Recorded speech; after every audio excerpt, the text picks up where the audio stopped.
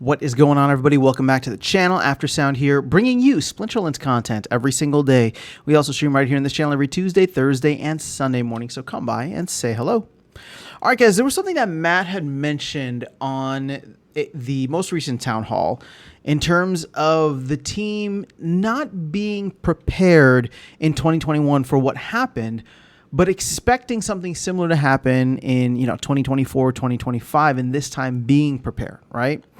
And what I wanted to cover in this video are several of the reasons why I believe this bull run is going to be different. So this is going to be a rather bullish video. I guess I have to put a warning on there. So for those of you who like to throw salt, I'm just warning you ahead of time. You're about to get stampeded by the bulls who are waiting for some good news. Now, that being said, none of this financial advice, none of this is guaranteed to happen. All I'm saying is that there are a lot of really great things in place that are different from last time, which I think could actually play a significant role in increasing the player base and greatly, increasing the values of some of the assets within this game. So the main thing, right? If you go back to 2021, SPS was not, SPS wasn't even launched until 2021, right? So SPS was not the reward token, though. There weren't many ways in which you could use it outside of just staking it, earning staking rewards, which were pretty significant at the time. And then there was actually a huge use case where you could get 10% off for the Chaos Legion presale, right? They never did anything like that again. Obviously, we've moved over into a DEC product-backed stablecoin model from there. But that's just how things were, right? DEC was obviously getting inflated like crazy. The algorithm kind of had it was interestingly designed but easily exploited, right? It's just like if there's massive demand for DEC for something, then it just printed more, right? The higher the demand is, the more it prints, which is kind of counterintuitive, but I get what they were going for. They were trying to inflate it, but they didn't have like enough sinks in order for and that's what we've kind of been struggling with for the last couple of years. Now, on the card side, right? So moving on from the tokens, on the card side, this is probably the biggest difference. In 2021, there just were no cards, right? There just were no cards. And the fastest that they could get stuff out after Untamed sold out was probably in September, I think, when they launched the new reward cards, right? So the class of Jin O'Shaughnessy and Pelagor Bandit. And yeah, those cards early on were highly desired. They were trading for stupid amounts of money compared to whatever it is now. And even though we knew the print rates, those were posted ahead of time, we all thought that there were like 500,000 players playing. We didn't realize everything would just eventually kind of go to zero, right? So that being said, at that time, no SPS as rewards, right? DEC is getting overprinted, but it had a use case, a main use case for the airdrop. And then cards. So let's dig in a little bit further on the cards side of things, because that to me probably represents the biggest difference. And in that way, I actually believe it's going to be the most significant impact, right? So back then you had 1.5 million packs of Untamed that had just sold out. There was no Chaos Legion yet. There were no Chaos Legion rewards, or those had just started printing. And so we were at a very unique time in the ecosystem where the demand just completely outstripped the supply. Fast forward to 2024, and here we are with a phenomenal amount of cards, right? Like this is just way too many for the current player base. So what does that mean, right? Now, the thing is, the way that this bull run potentially plays out is still going to be significant in terms of timing, right? I'm big on Q4 being not like the peak of the bull, but I think things will ramp up in Q4. Obviously, you can see Bitcoin's up to almost 71K again. It's a green candle day, and a lot of people that I've talked to recently are hoping that we start over the summer, right? And we just continue pushing forward, and this is going to be a cycle that starts a little bit earlier, and there's some credence to that just because of the fact that we did get a new all-time high before the halving for Bitcoin, which has never happened before. But getting back to the cards in Splinterlands, there's a ton of cards out there. So when somebody comes in, there's actually an easy and cheap entry point into the game with the Chaos Legion set, right? And that includes Rift Watchers to a certain extent, all of the Chaos Legion reward cards. And in a way, it's kind of inverted because if somebody were to come in, between now and the end of the year, for example, they can get the Chaos Legion cards for relatively cheap, which is something that you just couldn't even do in the past, right? But they can get the Chaos Legion cards for relatively cheap, and Untamed at that time, or at least for the longest time, was the highly desired set, right? Because it just had all these powerful cards. Whereas now in Modern, obviously Untamed is no longer there. You have Rebellion, but the biggest difference is that unlike Untamed, where you had to go on the secondary market and either buy packs that were trading at 40x their original value. I think we saw Untamed packs hit like $80. Or you had to buy the cards that were trading at, multiples of their values as well. You can now have the option. You could buy it off the secondary market, and it's not, super expensive, but you can also go into the shop and, roll the dice, get those packs for $4 instead of $80, right? Now, maybe people look at Rebellion and say it's not as powerful as Untamed, whatever the case is. I'm using that as just a proxy, because we have Chaos, which is kind of like the standard, right, for both sides, right? The sets on each side of it, I think, are going to be printed significantly less. So that's part of the cards being much more plentiful, and then the cards that are scarce being accessible on the store for standard price, right? You can buy it for sticker price. Again, you're going to have to roll the dice buying packs, but that's kind of the charm, right? People love opening packs and opening something awesome, right? Getting a gold foil legendary or something like that. So those will be available between now and, December. And then even after that, we'll have to wait and see what the secondary market looks like. But the DAO is going to be holding probably close to, 800,000 to 1 million packs. And that could be an interesting opportunity for the DAO to maybe offload some packs if new players are coming in, and it's just like, hey, the DAO can benefit from this, right? We're not going to devalue the cards because let's say we 10x the player base, and there's just not enough. There's not enough Rebellion cards. The DAO could choose to do something, right, with that, and maybe say, all right, sell these cards or sell these packs that it's holding, and then use that to buy back SPS, right? I don't know.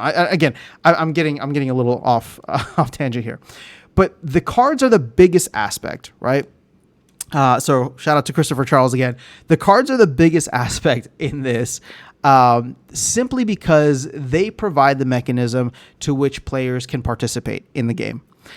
At the time, yeah, you could use starter cards, and many players just did, like myself, but I couldn't play at the higher levels because I wasn't willing to level up cards, and it was just too expensive, and I was just going to wait until Chaos Legion came out. Now, the difference is you can have way more people join at a much more reasonable price, right? And when I say reasonable, I'm talking about, buying the Chaos Legion set, which is selling for $1,000 if you just buy the core set.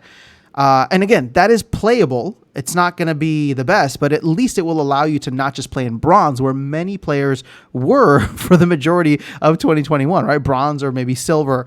So now you're able to go be a little bit more competitive. And here's the kicker, right? This is the thing that ties it all together.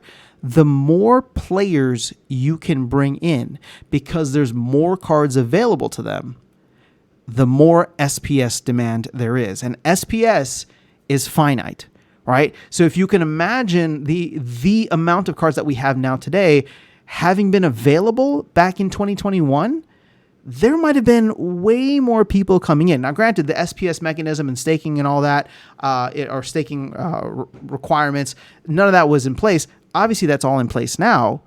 And so when you think through, okay, people are going to be trying to earn rewards, they're going to want to climb leaderboards, play tournaments, do all these things, and maybe even participate in governance, right?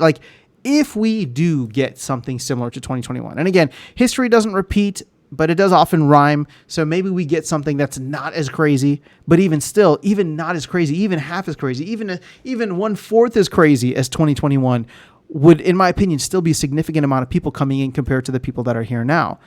And you just get a couple of those folks that are mini whales, and mini whales probably isn't the right thing. Sharks, right? Or orcas, whatever you want to call them. People that want to have several 100,000 SPS. I'm not talking about millions, just several 100,000, and boom, we're eating through a lot of the excess supply of SPS, right? And you can see here there's about 536 million SPS, which still seems like a lot, but keep in mind, I think a good amount of this is sitting in liquidity pools. So we could dry up all of that extra, and then of course, if there's demand for DEC, right, people are buying Rebellion packs, or there's just market activity that continues to burn DEC, we start burning SPS in order to start minting that DEC. And yes, there's marginal benefits the higher SPS goes, but at the end of the day, right, we still get into a situation where there's more people with the incentive and ability to hold SPS than there was back in 2021. And I know it's not a perfect analogy because people didn't even want to hold SPS for the reasons that they want to hold it now.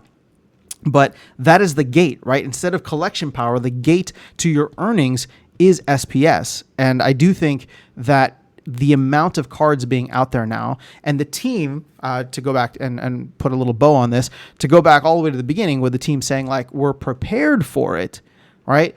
I don't know what kind of infrastructure or back end things that the team has done. Obviously, back in 2021, I think Matt was pulling his hair out because it was just him trying to put out fires all the time. Now they do have a solid team there of developers, of engineers, people that can help, manage all of this stuff coming in. It's not just falling on one person. But my guess when Matt talks about that is not just from a, firefighter perspective. It's from an opportunity perspective, right? Now, at this point, they can capitalize. They can take a lot of whatever revenue they have, store it away for a rainy day, and therefore kind of, ensure the longevity of Splinterlands for the next couple of years, so that we can all stop asking that question about runway because we know that that's not going to be a problem anymore. Things like that, right? Or just, partnership opportunities, things that like Matt had mentioned in the past. And the fact that, we've had these partnerships that nothing ever came from, nothing ever came out of. I think Matt being very kind of fourth wall breaking about that, very meta about it, is a good thing, right? Like he understands that, and he's trying to learn from that, and so therefore, anything that we engage with in the future will hopefully be a value add immediately and directly to the Splinterlands ecosystem. So stuff like that is really exciting.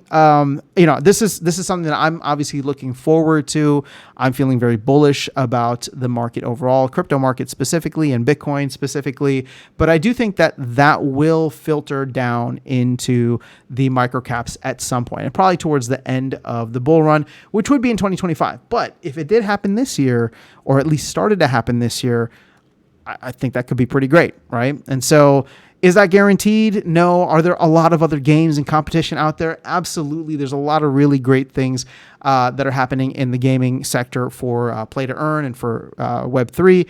But at the end of the day, like, Splinterlands is here. It's still a solid game. People like myself and you guys watching, or at least majority of you guys watching, are probably playing or checking in every day. And so, like I said before, it's just a matter of finding other people that are willing to, it's just a matter of finding other people that have that same kind of mindset, right? Out of 8 billion people in the world, I know not all 8 billion people are on crypto, but out of 8 billion people, I have to imagine there's more than 500 of us, right, that actually would appreciate a game like this. In fact, I think that there's probably more than 5 or 50,000 of us. So it's just a matter of finding them. And I do think that the next bull run can bring in a significant amount. And when I say significant, I don't have anything in mind. Significant would just mean that we would start to eat through all of the excess supply of assets, whether you look at it as cards, whether you look at it as tokens, right? Specifically SPS or even nodes, whatever it is, there will be people coming in and saying, yeah, I want to have this. I want to have, I want to buy this, and I want to be a part of this for the long run, whatever it is. And you're going to get a lot of folks that come in just because the ROI is good, right? And if you saw the last video that I did, I think at 5 cents, even less than 5 cents, right? All of a sudden, we can start really pushing this from a grassroots perspective and just being like, yo, people are making a living here, right? People are making, $20, $30 a day playing this game. And that could potentially draw in a lot of folks, a lot of interest, and, word of mouth marketing that, to me, again, is, the green candle, word of mouth, all that stuff is going to be the best way to go. So that's all I have for you guys in this video. Hopefully the people, hopefully the bulls out there appreciated it. So I'm not, can't say I only do bearish content. I try to keep it real. But I'm looking forward to it. Like I said, it's a green candle day, so I'm feeling quite positive right now, especially with all of the positive news around Bitcoin. And I do believe that eventually, at some point over the next 18 months, that will filter down into microcaps like Splinterlands. And does that mean we're going to hit $1, new all-time high for SPS? No, I don't think so. I think that would be very, very and incredibly difficult from a market cap perspective, but you never know, right? You never know. And even though I'm saying that, my expectation and what gets me excited is the fact that it doesn't need to hit $1 in order for it to be significant and for it to be life-changing in many ways, right? People have just been accumulating over the bear market. I know that my position in SPS has grown significantly, right? So I don't even need it to go back up to $1 in order to break even, right? And so that's all I'm looking forward to as we move forward. I think that there's a lot of opportunity here, and I'm excited for it. So that's all I have for you in this video. Let me know your thoughts in the comments below. Otherwise, I'll catch you all in the next one and see you around the game. Take care.